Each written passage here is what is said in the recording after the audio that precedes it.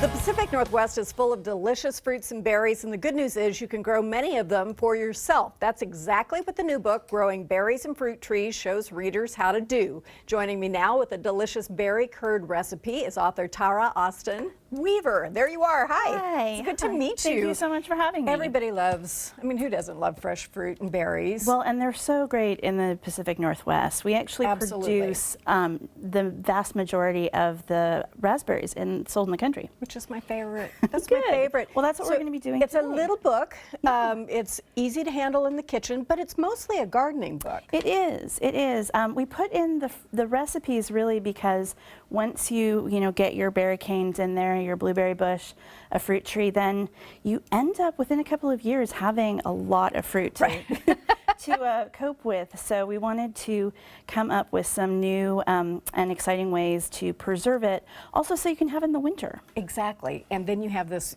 things like raspberries that are frozen at the peak of the season Yeah, are amazing. they're so good. So how do we make this? Okay, so we're making a raspberry curd, and people may be familiar with this like lemon curd that you find in English tea shops. Right. So it's based on that Which is also model. delicious. It is, but we are doing it with berries, and so we have raspberries here that we are I'm actually using frozen ones because they're out of season here, but you can use them fresh or frozen. And if you get the right kind of frozen ones where they really were fresh and peak when they were frozen, they're just as good. Well, they actually, it's better to get frozen ones in the off season because they were picked at the peak rather than things that have been shipped for miles. And so this is some butter. I've just cut it up so it's going to melt. No wonder I like curd. It's a treat, but some butter, some lemon juice, and a little bit of salt. A lot of people don't know, but salt in a sweet recipe just brings out the flavors a little bit. Not something. And you see that in so many recipes, and people think, oh, I don't want to put that in there, but no, it's there for a reason. Well, and now we have salted caramel and things like that. So don't get me started.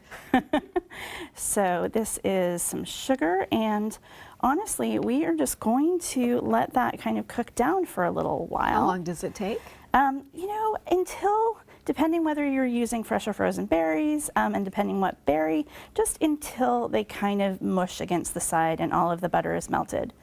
Now, when you get a curd, it has, everybody's kind of familiar with the pudding-like, tapioca-like, consistency of it. You can do anything you want with it once you've made it. You can put it on things, you can put it in a tart, you can do a bazillion things. You can. I really like it on pancakes or waffles. Ooh, good idea. You can stir it into yogurts. You can use it between layers of a cake, fold it into crepes. It is eat really, it straight up. You can eat, you know what, it's actually really great frozen. Like, oh my gosh, I had never thought about that. So I make a lot of this in the summer and I put it in the freezer, and if you eat like the frozen spoonfuls, it turns into this like frozen chewy custard. Oh my goodness. It's really good. I didn't even know you could freeze good. it, so you can. You can. Excellent. So I make this in the summer, and it'll last about 6 months in the freezer. It really won't last that long because you'll eat it, but but it can last. Somebody's going to eat it before the 6 months. Up to 6 months in the freezer. It smells so good. Now, So what happens with the eggs? Doesn't it smell like summer? It does. Yeah. It just smells good, period. Yeah. So you could actually scramble the eggs if you want. So we are going to do something, the only really technical part of this recipe, it's very much like a dump and stir recipe. The only technical part is we're going to do something called tempering. Okay. So imagine, the fruit is going to get warm, and imagine if you just took the eggs and poured it into hot fruit. It would cook. And they'd scramble, and it would be kind of gross. Okay. So what we're going to do is take about a cup of the fruit and just very, very slowly, I'm going to switch this around. Okay. Sorry, did I make that hard for you? There we go. No, I'm just very right-handed. So very, very slowly, you're just going to sort of drizzle the fruit into the egg mixture, and what it does is it warms it up a bit. So as you're slowly warming it up, so then it won't seize when you pour it into the fruit. Because we don't want that. We don't want our eggs to seize. We don't want scrambled eggs. Not at all. And I think people are somewhat familiar with this from mixing any number of things, eggs into, like molten lava cake. You have to do a similar kind of thing, but this is a good skill to have in the kitchen. Yeah, it's very, very helpful. All right, can I help you in any way? Get your hands full. Really if you want to stir, actually. All right, can do. You stir that, and I'm just going to, again, once you have this, it's a little warm, and we're just going to drizzle this in. Am I stirring fast enough? I don't want to fly raspberries onto you. You're good, you're good. Oh my gosh. And this is part of what gives us the wonderful consistency it's going to have, right? Yes, the egg, like the richness of the eggs and the butter really make it very sort of luscious and spreadable. And the one thing, a lot of curd recipes just use egg yolks, but I like this one because it uses egg yolks and whites, so then you don't end up with whites that you're having to figure out what to do with. Yeah, to make a frittata and put some fruit on it. It'll all be fine.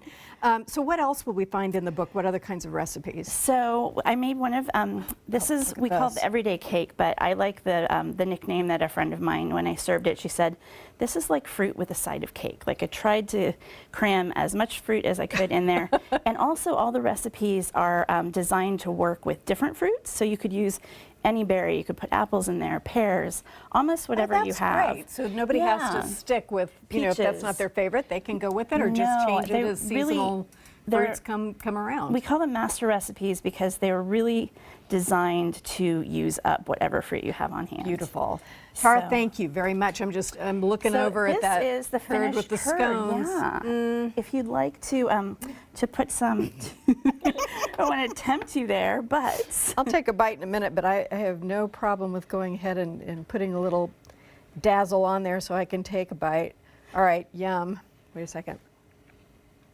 Oh my God. Tara is holding, oh, that's so good. Tara is holding an author event at Seattle's Book Larder Thursday night, February 7th at 6:30. She's also shared her recipe on our website. Thank you for doing that. Yeah, we appreciate it. happy to. And be sure to check our Facebook page this week as we'll be giving away a few copies of this beautiful book about growing berries and fruit trees.